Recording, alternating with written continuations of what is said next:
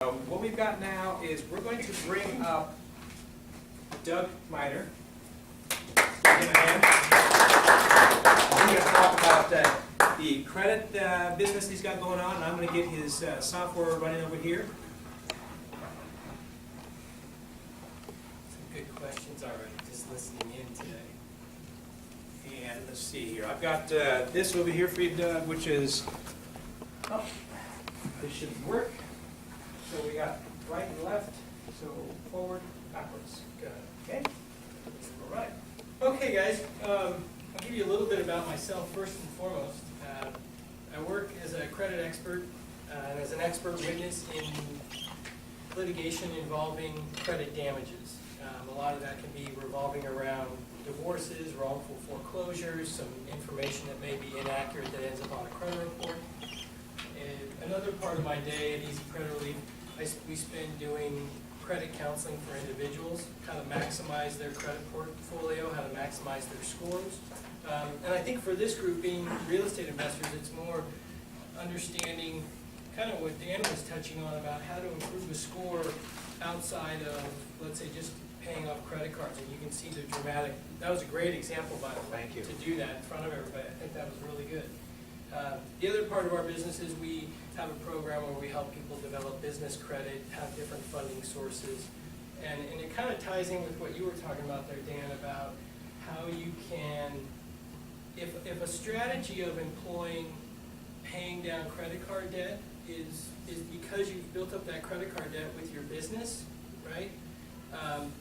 It's a good idea to build a business credit profile so that you're not running a bunch of debt up on your personal credit, which can lower your personal score, which is going to hinder your ability to gain financing in the real estate endeavors that I understand you guys are all doing. So understanding those types of things. And then the one in particular is about the inquiries. I want to kind of touch on that because you already brought it up a little bit. I was going to talk about it, and it's in here, but since it's fresh in my mind, as far as inquiries are concerned, differentiating between hard and soft inquiries on a personal credit profile and then also inquiries on a business credit profile. So hard and soft on a personal credit profile is probably what you're most used to and understanding is when you go out and apply for the car loan, the mortgages, the credit cards, those types of things, those are hard inquiries. Soft inquiries would be something like a creditor that you have, a credit card that you own, a mortgage that you have. That creditor is then going back and doing an account review on your credit profile. So that type of inquiry, depending upon the type of report that you purchase, you may or may not see those.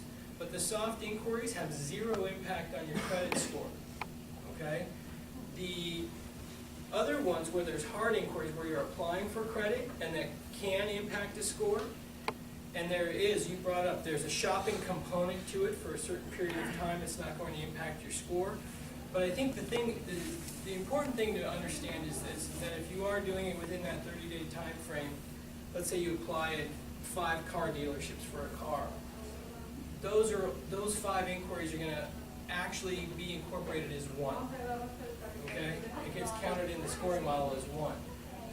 But to your point, they will stay on a credit profile, on a personal credit profile for 2 years, but only impact the score for 1 year.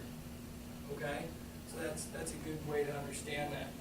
And then after that year point, it's not. It may show up on the credit profile, but it's not impacting the score. Okay. I put in a couple cartoons because I guess this is you're a motivated seller. He's got a lot of people trying to list it. This is some credit humor for you. Sorry, your credit rating came back in R. We normally only take anything but PG-13. It's pretty bad. Yeah. Apparently stealing your identity, they also made off with your personality and a sense of humor. I think if anybody in this room has had their identity stolen, your personality may not be the best after finding out about it. Since I've had my identity stolen 3 times, so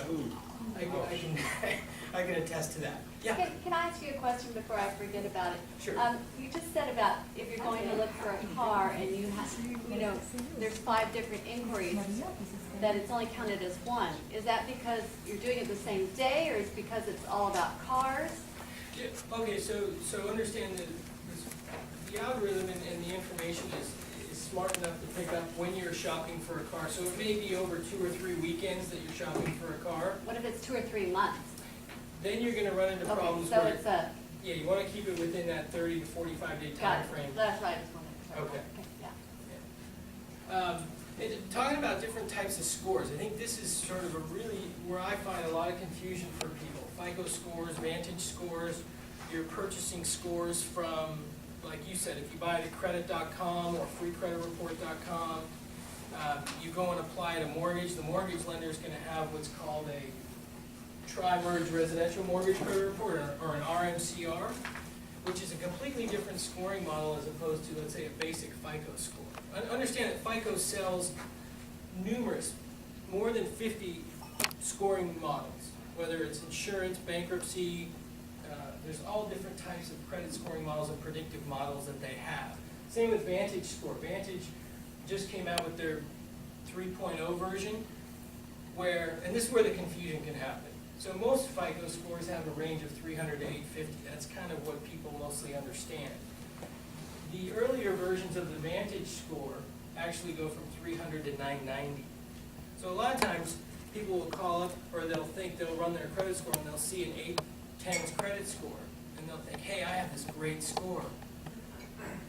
But if it's a Vantage score, that might equate to something closer to a high 600 or a low 700 score on a FICO score, depending upon which model you pick from. So understanding the scoring model that's being used, the type of score that you're getting, is a really important factor in understanding what's going to work best for you. I always say it this way. I think it's good to, if you guys are dealing mostly in real estate, the tri-merge residential mortgage credit reports is typically what you guys are getting from mortgage companies. They're running a mortgage FICO scoring model, and then within that scoring, they're giving you 3 different scores from the different bureaus, and then if you look more closely at those reports, it will tell you which versions of FICO are being used. Some will say Classic 04, some will say version 2, so there's different versions even within those reports. So I see a lot of you shaking your head. It can be confusing, right? But I think if you have the basic knowledge about, you know, keeping your debts low, making your payments on time, all of those types of things, keeping your credit worthiness, which you already intuitively probably know, right? If you just do those things, your scores are going to be good for the most part, unless somebody steals your identity. And 50% of maxing out a card, or 25%, where should we be on that percentage? Yeah, I'm asked that question all the time, and my answer is this. There's nobody that knows specifically exactly what that number is, whether it's 50% or 40% or 30%. It's always this: lower is better. Lower is better. 0 is best. Gotcha. And then the follow-up question typically is about people think that they should carry a balance on a credit card. I don't believe in that at all. There's no reason to carry a balance. Just pay it off in full each month if you can. If financially you can pay it off in full and pay it down to 0, that's what you want to have happen. It's about the activity, okay, and the payment history being positive and showing a good, let's say, responsible credit worthiness. Making your payments on time, paying it down to 0, that's the best thing. But it brings up an interesting point, and I'll say it this way, that I use credit almost exclusively. Obviously, this is what I do. I use my credit cards all the time, right? And figuring out what's going to work best for you and into your lifestyle and what you're comfortable doing is an important part of just using credit. Some people who've suffered some credit problems in the past, they get very closed in. They'll say to me, I don't ever want to use credit again, and I'll say, well, how do you want to, but you want a better credit score. How do you think we're going to get you a better credit score? I have to figure out a way for you to use your credit, right? So, you know, simple strategies like having one credit card for the groceries and the gas, and the other credit card for miscellaneous, and just pay them off in full each month, as opposed to using debit cards where you're not getting the benefit of, you know, the credit worthiness that you are displaying. I think the mindset is that, you know, people, they start using their debit cards because they feel like they have, I guess they feel like they have control, and that's the way it's said to me. It's like, I know that's how much money I have in my checking account, and this makes it easier for me, and so forth. But the problem is, I think the mindset is good around, you know, using only using or spending what you have, but the problem is you're not getting any benefit on your credit profile for that mindset. So we need to just switch you over to using the card. I didn't know about the credit. The benefit, which is really, thank you for that. But isn't there also an issue if you're using your debit card and somebody gets your numbers, they're going to get right into your checking account and maybe into your savings or something else? You bring up a good point. I think it's more dangerous to use a debit card. The same insurances in a lot of cases don't apply to debit cards like they do with the credit card. And so just from that safety standpoint alone, I think it's better. But to have the benefit of showing it up on your credit profile, and I think that's what everybody in this room wants, is to have a good credit profile so that you have more options in funding and gaining financing for projects, right? And the higher your score, as you all probably experienced, the better your scores are, the cost is going to be substantially less in many instances.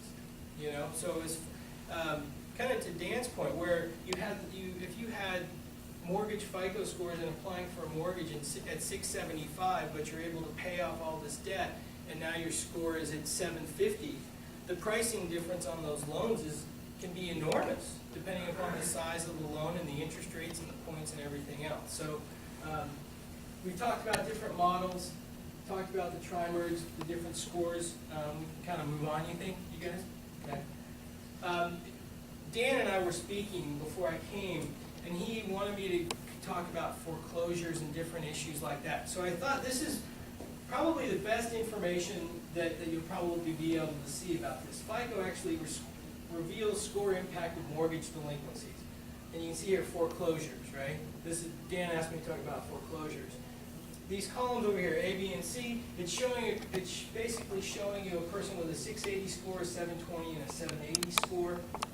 The duration of time it would take for that same person to recover that score, if a foreclosure showed up on their credit profile, would be 3 years to get back to that same point and 7 years for the higher scores, okay? And then bankruptcy obviously takes longer, 5 years, 7 to 10 years, just depending upon what people do. Everybody get that? You know, short sales, they bring up short sales are with a deficiency balance, mortgage lates, how long it takes to recover. But here's probably even more, this is probably more impactful, where you can see the score impact. Can everybody see that? I know it's kind of small. I'll say it to you guys this way. If you can't see this, just contact me or email me later, and I'll email you this information so if you can't see it well enough. But essentially what it's telling you is, if you have a foreclosure report on your credit profile and you were initially at a 680 score, probability is your score is going to drop down to 575 to 595. And we all kind of know from mortgage-related issues that 595, it's not going to get you too many mortgages, or you're going to be in a hard money camp. And most underwriting guidelines today won't even fund you if you have a foreclosure showing up on the credit report. So there are ways to sort of recover more quickly, but I wanted to just show you guys this impact, because this is directly from FICO, from their banking analytics blog. So because FICO doesn't put out a lot of information like this, so I thought this was a good slide for you guys to see.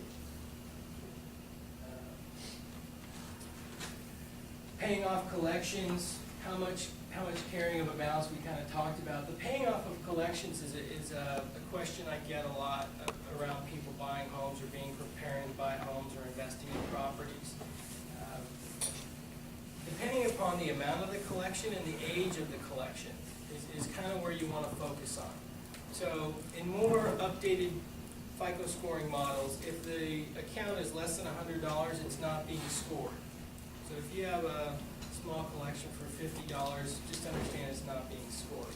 If you have a collection, let's say, that you incurred recently that is, say, $700 or $2,000, I would highly recommend that if it's a recent,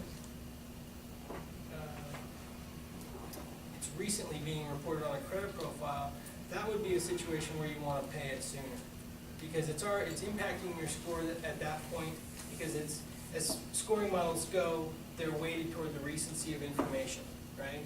So people are, the example of that is, you have somebody who has a really high credit score, and all of a sudden they miss a payment on a credit card, and their score drops 100 or more points, and they can't believe it. I'm this perfect borrower. I've paid perfectly for 20 years. Why now is my score, 640? I was an 800.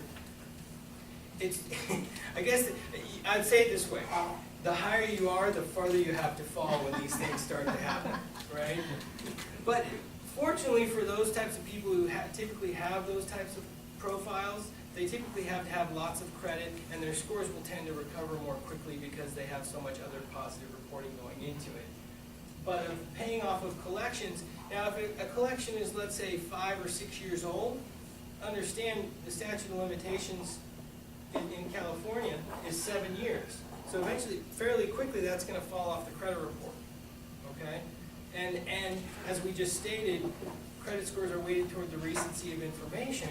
So that collection from 6 years ago would have less impact on a credit score as opposed to a newly reported 30-day late, right? Now, is that just falling off the credit report, but you still owe it, and you're still gonna try and collect on it?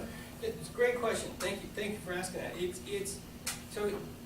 The statute of limitations as far as reporting, so now it won't show up on your credit profile anymore. That does not mean that a collector or somebody who holds that account can't try and collect it from you. It just means that they can't report it on your credit profile, okay?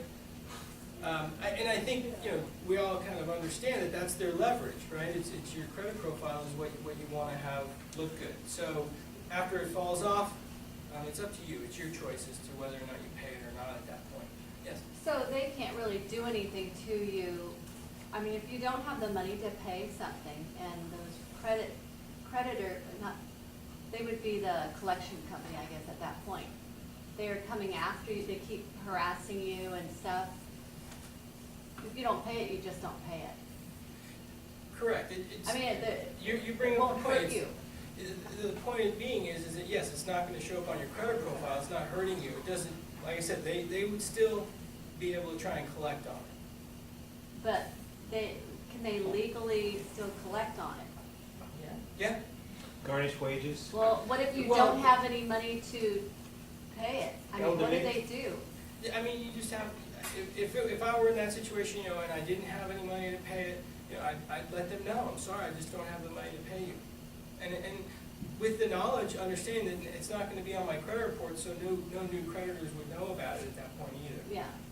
So. It's just there's somebody, the company and it's a mistake anyway, but beyond that, they keep harassing me about my mother, who's 93, and doesn't have a penny to her name. And they keep sending things like, oh, well, if you just pay this much, we'll let you off the deal, kind of thing. I would say this: be very careful with. I'm afraid to talk to them. Yeah. I don't want to talk to them. Yeah. Everyone has to make their own choices about this kind of a situation. Whether financially they can do it, setting aside the moral issues around it, and so forth. But keep in mind, if you do make some payment to them, what can happen, the statute of limitations as far as reporting the information does not start over. And I have to preface all of this by saying I'm not an attorney, so anything I give you here today is not to be construed as legal advice, and I'd ask you to contact an attorney to have more information about it. But my understanding at this point is if you do make a payment to them, which a lot of these collectors will try and do, is to get you to pay $10 or $100 or some amount. What that will do is start over the statute of limitations as far as being sued is concerned. Okay? So your debt might be 8 years old, but if you pay them and the statute of limitations as far as suing you is concerned comes back into play, and they were then successful in suing you and gaining a judgment for the amount, now you potentially have a judgment showing up on your credit profile. It's good to know. Yeah, very good. So, and also my understanding is judgments in the state of California can collect interest, I think, up to 10%. Oh. And judgments can also be refiled so that they stay on longer than 10 years. So lots of things around that, a lot of different things to be aware of. We talked running your credit report yourself. It's a common question about the inquiries. Going back to the inquiries in the beginning, you running your credit report on yourself has no impact on your score. So you can do that anytime you want. It's not going to cause you a problem. Dan had a good suggestion. I like credit.com. It's a good website. I like to send people to FICO.com as well. Me too. Right? Yep. Because you can actually purchase a basic FICO score at FICO, and recently, with a couple months back, now you're able to get a basic FICO score from all 3 credit bureaus on that site. But it's kind of expensive. If the last person I think who was on there, I think it was about $49 or $60, something like that, if I remember correctly, to get the tri-merge one. Getting extra points, paying down, we've talked about using old credit cards that you haven't used in more than a year. A lot of times, I'll see profiles and people have all kinds of open credit. And I'll ask them, well, what credit's in your pocket? And they'll have 1 card, maybe 2 cards. But it'll look like they have lots of open credit that they just haven't used in a while.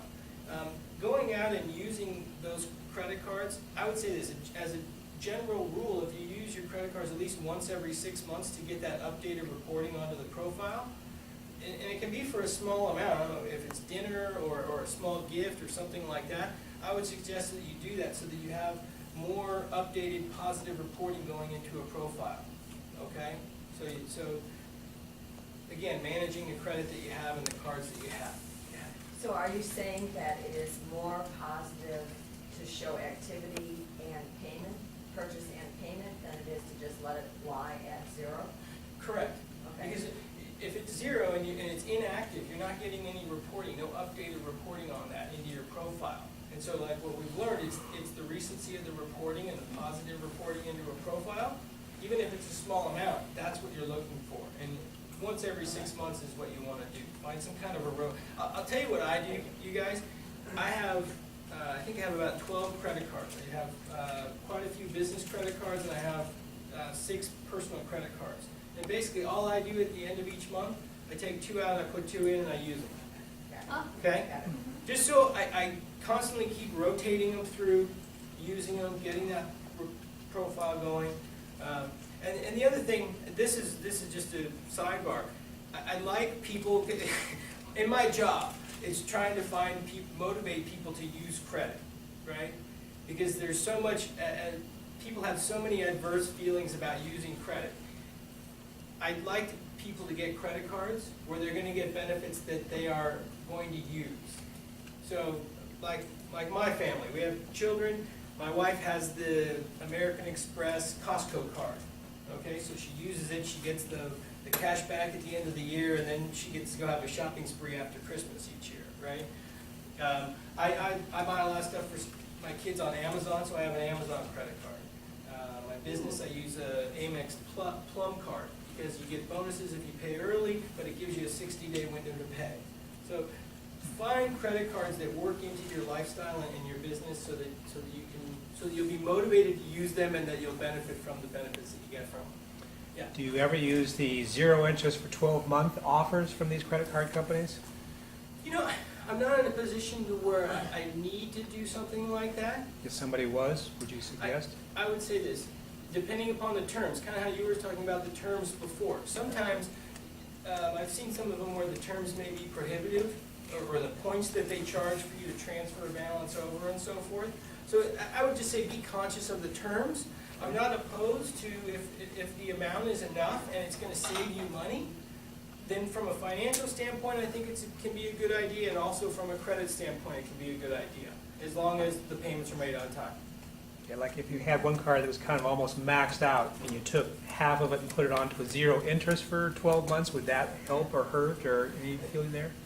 Yeah, my feeling would be this. Now you're having multiple reporting into your profile, and as long as those payments are made on time, I'm good with that side of it from the credit scoring side of it and credit profile side of it. I think you're also sort of asking me the financial side of it, and I'm going to say, hey, look at how many points they may charge you to transfer that over, and how much money is that going to cost you Gotcha. against how much you're paying now. That's all. Okay. But a lot of times, I think the point is that the probability is going to be good that transferring it would be a good idea, in that if your interest rate you're paying is 20% on one side and you're 0 over here, the payment differential out of pocket is going to be substantial. Right. So it may be worth paying a point or 2 or 3 even to do that. Gotcha. And also with the understanding it could help your credit profile. Good. Should I be added to my spouse's credit card or add my children to my credit card? I get asked this a lot. Say what? No. Well, I like that. I like that. We've got two people, at least you got one that's got a higher score than the other. You know, I- you have one bad score. Right. Here's the thing. This is a personal choice for everyone to make. I personally, I believe that viewing your own personal credit profile is more analogous to a fingerprint. We all sort of see fingerprints as unique to ourselves. I think your credit profile should be in some way looked at the same way. Nobody lives your life, nobody spends the way that you do, nobody has the same credit cards, and so this credit profile of your own is unique to you, and if at all possible, keeping it to yourself is a good idea. Now, I do this in my own personal life. My wife and I, we've been married over 20 years. None of us have credit cards. Neither of us have credit cards or anything commingled as far as credit is concerned. The only thing that we are on credit together is our home. That's it. The rest of it we keep separate. And I'll give you a personal story. This is about 15 years ago. I went to buy a new car. Mr. Minor, you're approved. No problem. You can get the car. Such and such. Here's the terms. And I said, well, can I see the credit report? He says, yeah, no problem, Mr. Minor. Here you go. The score at the time was 680. Now, he says, and he saw that I didn't like what I saw. He says, it's okay, Mr. Meyer, we can get you taken care of. I said, but it shouldn't be that low. So I looked at it. Somebody had stolen my identity, gotten a credit card and ran it up $2,800 and never made a payment. But I wanted the car at that point. So we put the car in my wife's name. She bought it. She had the much higher credit score, and we got the better terms for the new car, while I spent the next month or two getting that cleared up. But if you're in a relationship like that, and one person would, if that person had been able to get onto both credit profiles, or a credit card was stolen and was on both profiles, you wouldn't have had that option like I had to make that difference and get the better deal because of the wife. So safety, flexibility, options. I just like keeping it to yourself. But I understand that when parents want to help their children get credit, and maybe it's a good way of teaching them responsibility, I'm all for that. I have children, I talk to them about this kind of stuff all the time, and so we all have to make our own choices about it, but be careful. I get a lot of parents where children are going away to college and they want to make sure that they have a credit card and so forth. If it were me, I would want to make sure that the bills came to me, so that I could make sure and make the payments on time and not leave that responsibility in the hands of a younger person who may have other things on their mind other than making payments on time. Credit repair, this comes up a lot. Should you do credit repair? Should you not do credit repair? With what you guys are doing, I think jumping down here, what can happen to my escrow or the closing, right? When you file a dispute and you're questioning the accuracy of information on a credit profile, in most instances, the probability is very high that you will have a dispute narrative show up on a credit profile. Now, if any of you have experienced any of this, in the majority of cases, if that were to happen while you were purchasing a property on a mortgage, most of the underwriting guidelines out there today will not allow for a dispute narrative to be on a credit report while you're purchasing a property. There are some exceptions to it, but they're very limited. And so doing credit repair before you're going to enter into a deal, I wouldn't suggest it at all. I don't think it can cause you more problems than maybe it's worth, depending upon the severity and the information that's on there. When it can be avoided. Kind of like what we've talked about earlier. You know, you have these situations where you may have a collection, maybe it's a small collection, or each situation is unique, and I think that's sort of what I do in my day-to-day practice. Is I work with lots of mortgage professionals. They'll send me a person's credit profile, and they'll want to figure out. They'll say, Doug, I need a 620 score so they can go FHA, or I need a 740 score to get this high balance $1.5 million loan. And so for each individual situation, I'll look at the credit profile, communicate with the client, and figure out a prescription that will get them to their desired outcome as quickly as possible. And I think that's what you all in this room sort of need to define is what's the desired outcome, and you'd have to all tell me that, but my assumption is it's getting into deals or getting deals done, buying real estate. Is that, am I right on that? I've seen some, yeah, okay. So I think with this knowledge that you have so far, understand it is situational. There are things that you can do that will increase your score on a fairly quick basis. And in credit, credit quick is 5 or 10 days. You all heard the term rapid rescores? No? No. Okay, well, okay, we're going to talk about that for a second then. Rapid rescores. It's essentially the situation where you have debts. Let's say you run up your credit card balances and you want to employ that strategy of paying down your credit cards to increase your credit score, but you don't want to have to wait the 30, 45, 60 days for that information to get reported by the creditor. Hang on to the proof that you've made the payments. You will then give that proof to the mortgage professional that you're dealing with. They can then take that information and give it to the reseller that they're buying their credit reports from. Typically, if you see any of them, it might be informative research, Kroll factual data. There's numerous ones out there. They can give that information to those resellers, and they'll do what's called a rapid rescore. They charge you typically, from what I hear, it's $30 per line item per bureau. So if you had a line item being reported to all 3 credit bureaus and you wanted it to reflect the credit balance being paid down, so you get the score done more quickly, it costs you an extra $90.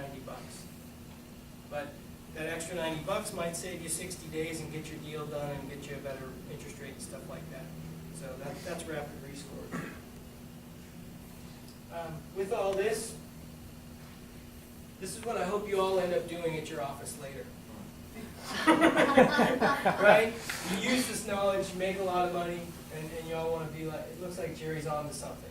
So I think I'm really passionate about this credit stuff. I think that there's so many ways that people easily can effectuate a positive credit profile and a positive score. It's just sometimes understanding the timing and what types of scores are being used and what other strategies can be done. But that's kind of it, you guys. Good. Am I on time? You're good. You're really good. Any questions? Any other questions for me? No. Awesome. Thank You had a question on the FICA. Did he answer that? Yes, he did. Perfect. Okay. you. Oh, Thank you. by the way, everyone here, if you come over, I have free copies of my book for everybody here today. We don't have, I think I have enough for everybody. It doesn't look like too big of a group, so you can grab them. I also have a fee sheet if you're interested in some credit repair. We do have a fee sheet. We don't charge any upfront fees for credit repair.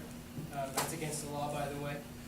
So yeah, you can pick up that for me as well, and a card if you want to call me later with any questions. Okay? Absolutely. Thank you very Thanks a lot. much. Okay, so what we're going to do is take a quick little break because we got to stick another computer in here, pull this one out. I'll give you a chance to talk to Doug, get a little more food, a little more wine, and then we'll be ready to go with Tony here.